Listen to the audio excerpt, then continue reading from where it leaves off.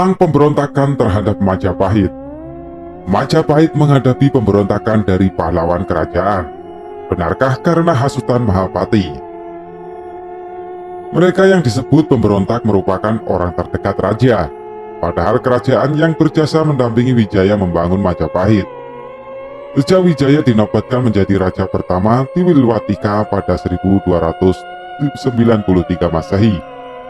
Terjadi dua pemberontakan, Longgolawe pada 1295 Masehi dan Lembu Suro 5 tahun kemudian.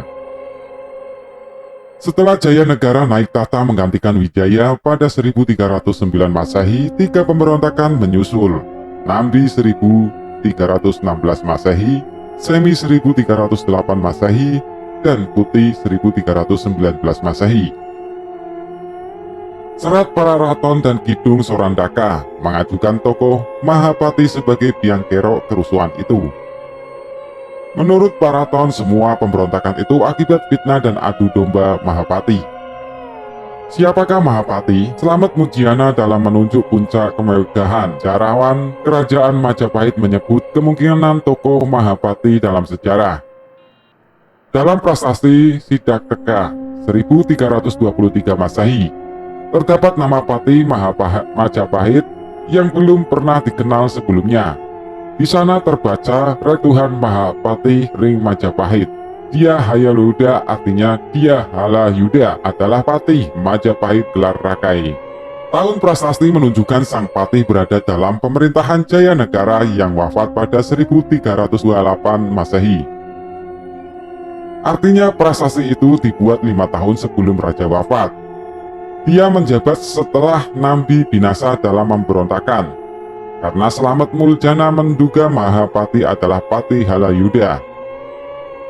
Sementara itu Kidung Sorandaka menerangkan bahwa Mahapati tetap tak mendapatkan keinginannya hingga akhir mesti sudah berusaha keras menempuh cara apapun untuk bisa menjadi Patih Amangkubumi. Setelah Nambi tewas, dia menerima perintah untuk datang ke istana. Dia mengira akan diangkat sebagai patih mengganti Nambi. Ternyata perkiraannya meleset. Raja yang mengisi kematian sahabat-sahabatnya yang paling setia mengetahui intrik Mahapati. Dia pun ditahan lalu diantar ke makam luar kota untuk dibunuh. Namun Kidung itu juga menjelaskan bahwa siasat Mahapati berhasil meredam pemberontakan Nambi dan Wirajaya. Ditambah lagi dia sudah menjadi kepercayaan raja. Melihat keterangan itu, menurut Slamet Muljana, bukan mustahil sepeninggal Nambi dia menjadi sosok penting dalam pemerintahan dan menggantikan Nambi. Tak aneh kalau Mahapati dia Hayaluda.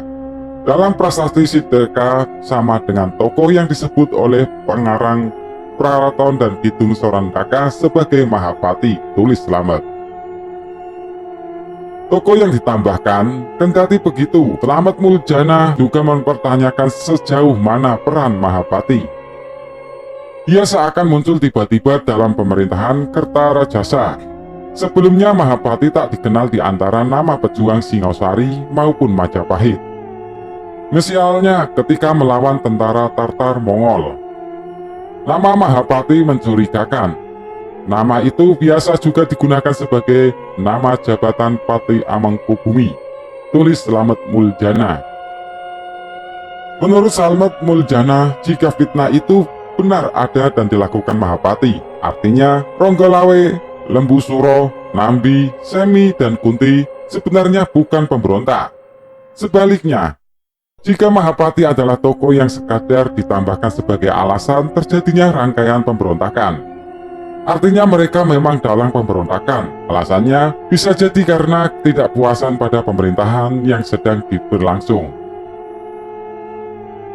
N.J. Krom, ahli sejarah Jawa dan Purbakala, berpendapat Mahapati adalah dongengan yang ditambahkan oleh pengarang Paraton untuk menjelaskan pemberontakan-pemberontakan yang terjadi di awal berdirinya Majapahit.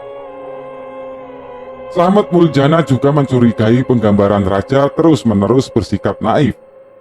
Dia pun menganggap peran Mahapati sebagai dongengan yang baru ditambah kemudian.